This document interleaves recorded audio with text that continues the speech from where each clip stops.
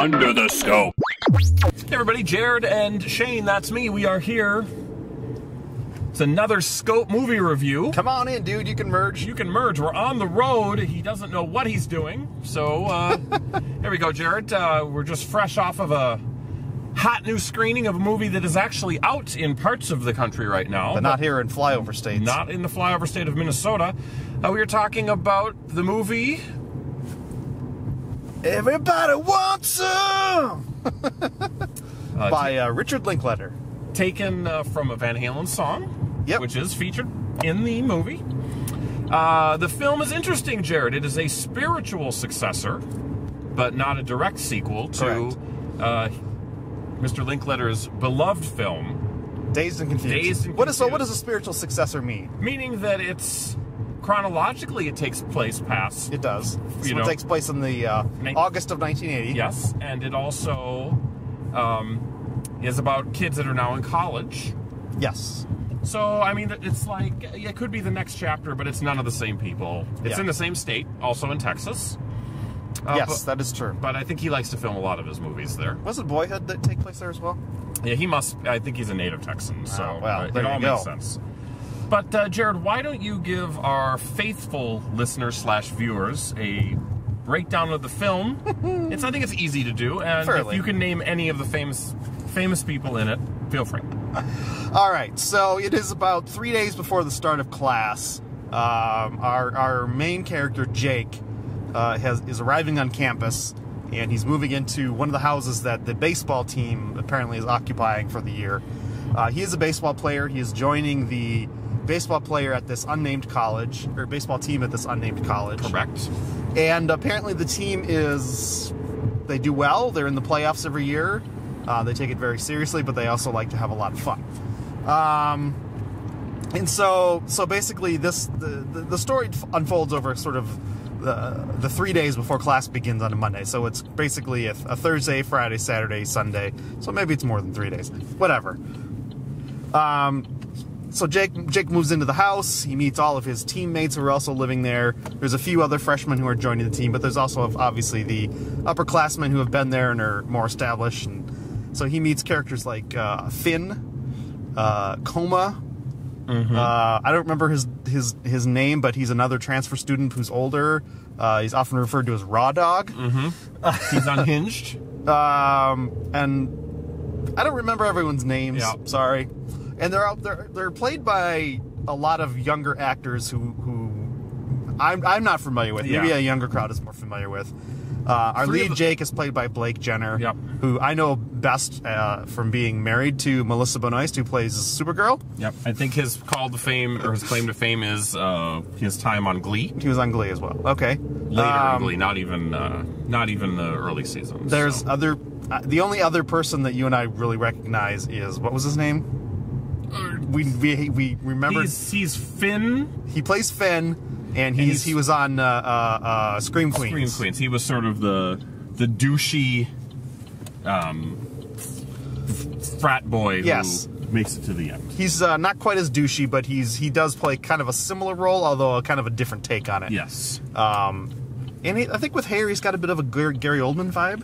Yep, like definitely. He kind of has that appearance, but he's sort of the smart, intelligent, smart ass, is what I meant to say, but also intelligent, sort of charmer. Yes, he gives you a bit of a philosophical, quasi-philosophical narrative of how to get through college and life. I mean, that's sort of what he is. He's like the Buddha trying to get laid, and that's sort of what this film is about. It's sort of the, as Dazed and Confused was sort of the kind of coming of age of high school. It also dealt with, freshmen and upperclassmen, how they interact, how they mix together, and how you kind of, deal with your surroundings. This is the college version of that. Yeah, the thing with this film is there is no specific plot line or narrative other than that. It is a meandering look at what college could have been like in 1980 if you are a jock, part of a successful team. And just sort of leading up to that first day of school, like you said, it is very loosey-goosey. Yeah, they obviously experience a lot of privilege on campus. Yep. They're kind of rule breakers. They can kind of get away with whatever they want to get away with. They're not really expected to do well in school. And, you know, I guess the stereotypes of what you would think of college athletes. So, yeah. Yeah, I mean, there's a lot of parties. There's a lot of male-on-male camaraderie. Yep, there's a little bit of baseball. There's a little bit of skirt chasing. You might be wondering, as I was for most of the movies, like, why are they playing baseball in fall when the season starts in spring? But apparently they have a fall schedule just to keep fresh. I don't know. I don't know if that's a real thing or if that's just for the movie, but whatever. So, yeah, we saw a special screening at the Mall of America in which 3 of the main actors from the movie were there. Yes. Probably Blake Jenner was there. The Guzman kid was there who played... I don't remember. Chucky, I believe is his name. It wasn't Coma. He was the other dark-haired guy who didn't like to lose. Sort of the senior guy who was sort of in charge of everything. Yep. And then, who was the third one? I honestly don't remember. It doesn't matter. They probably didn't get the response that they were looking for, but they're really not. They were shrouded in darkness because they gave them microphones and put posters and stuff at the front of the theater, but didn't put up any lights, so you couldn't really even see. But there was a meet and greet after, which, of course, Jared and I we probably should have went and got interviews, but yet we did not. We're not their demo. Yeah. So, what did you think of this film, Jared? It was interesting because the crowd... There was a big crowd of I mean, half the theater was labeled for press seating, but it was like almost right like a beforehand. It was like a busload of college kids came in. Very young college kids. They were probably all freshmen, would be my guess. Yes, I would too. It's a comedy. There's no doubt about it, but there's not a lot of laughter, at least in our audience, to be had. So my question to you is, Jared.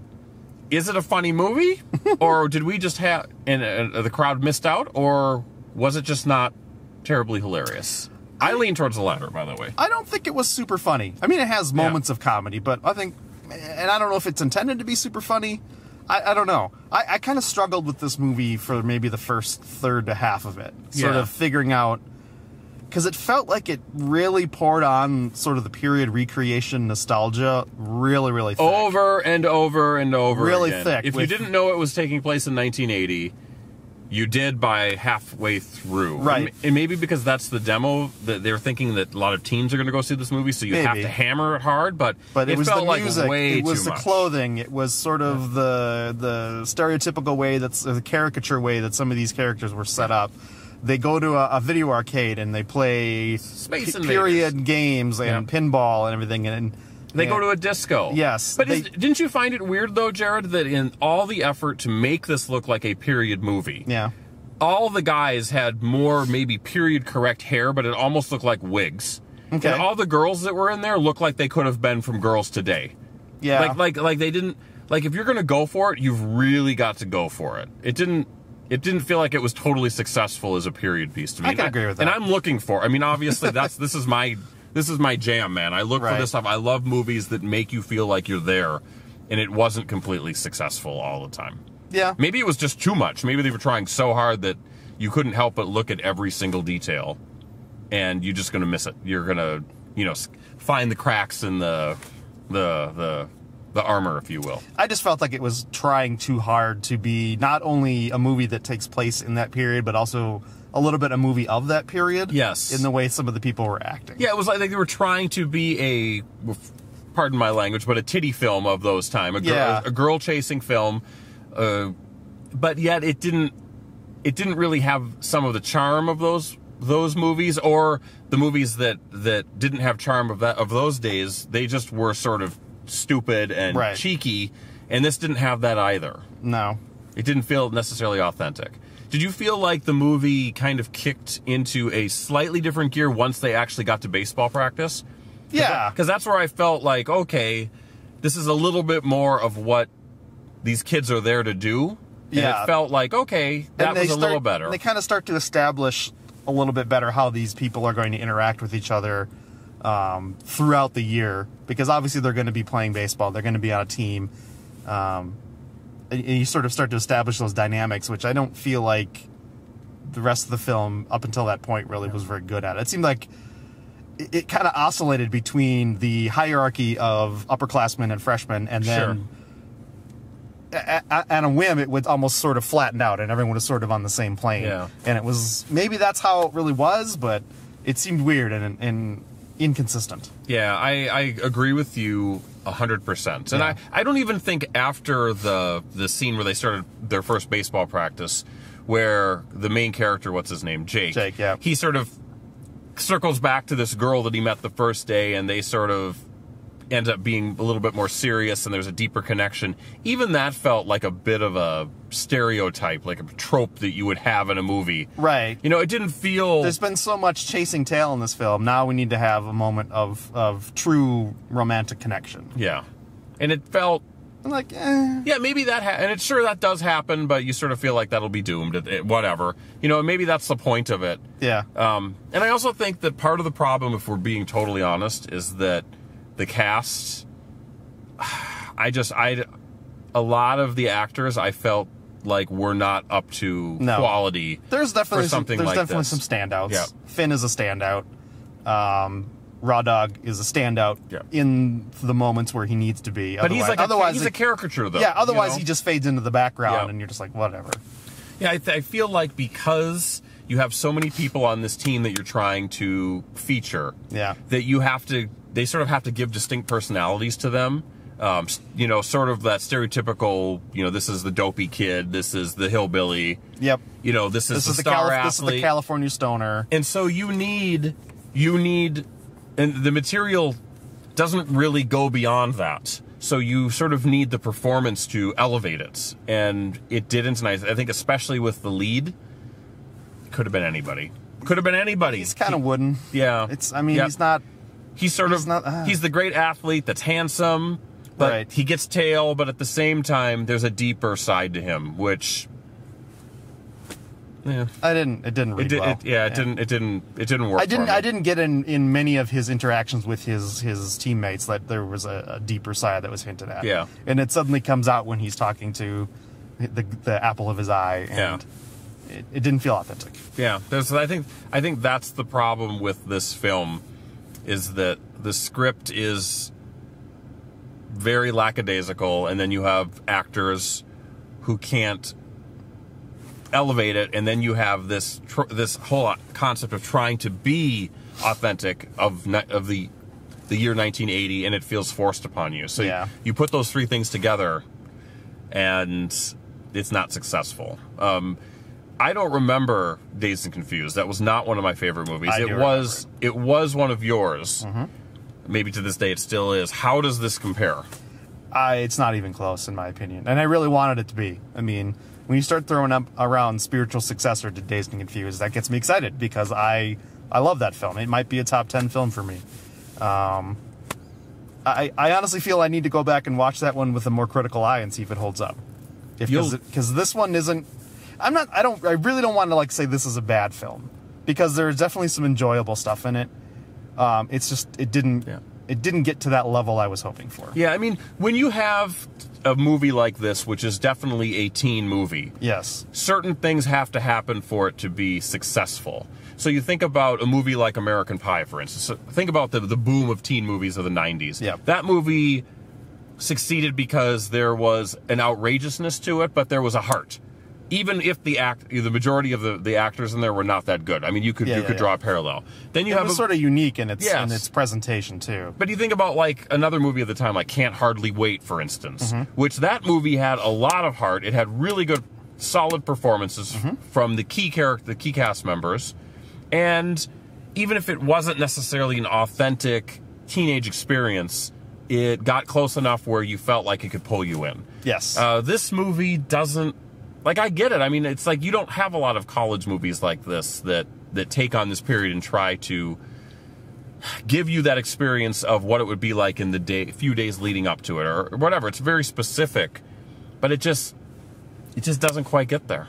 Doesn't quite get there. Maybe if they had somehow managed to work in another perspective, because it was so focused on the baseball players and their experience, and honestly all but one of the women, and maybe even her, were window dressing. There was no substance to them at all, which was kind of disappointing. Nothing. I guess if you're trying to be a movie of that period, then maybe that's accurate. But I don't know that it doesn't hold up at all to modern sensibilities. Or if you're trying to show it from the perspective of the baseball players, which just look at these women as conquests. Sure. Which, okay, fine, but... It's a valid take, but does it make it an interesting take? I don't... Yeah, not for the entire run of the movie. And that's why you have the apple of Jake's eye, where all of a sudden she's deeper and they meet, and it doesn't ring true. Exactly. It's hollow. So, and a bummer. I was expecting more from this film. Me too. We didn't get it. So the ratings have been pretty high on this. Yeah, so I'm sort of scratching my chin. Like, maybe there aren't enough teen movies out there, and so anything that's out there is good. But not for us. So let's give this thing a score. The Scope score is 2 1/4 stars. 2 1/4. Yeah. What does that equal, Jared, in grading terminology? It's probably about a C+. Roughly. Roughly? I don't even... On our 0 to 4 stars increments, if you figure 2 is a C, it's about a C+. Jared's a little higher, I'm a little lower. Yep. So we just put it together. We compromise. Jared, speaking of compromising, yes. Tell people about how they can get in touch with us. There's no compromise. You like, comment, and subscribe down below. Worst segue ever. Absolute must. It's just that easy. So everybody, thanks for going on this journey back to the 80s with us. One thing I can say, Jared, yes. The very substantial music soundtrack they have, and trust me, they paid a fortune for this, sure. Would be my guess. I went and did research because there seemed like songs that were not from 1980, they were later. Yep. Everything that I checked, it checked out. So good. There you go. Good job. Linklater, good for you. All right. So that's our movie review, guys. That's Jared. I'm Shane. Thanks for watching. More movie reviews coming soon. So stick with that. Stick with us. Stick with the scope. Bye for now. Ladies and gentlemen, we find ourselves once again at the end. I hope you've enjoyed our time together. I know I have. Fear not, Scope faithful. The days shall pass as if they were but a moment, and Jared, Adam, and Shane will return with another thrilling episode. Until then, send your comments to comments@thescopeshow.com or leave a voicemail message by dialing 612-21-SCOPE. That's 612-217-2673. Thanks for listening, faithful fans. This is Tony Partington saying adios. Tune in next time to another terrific edition of The Scope.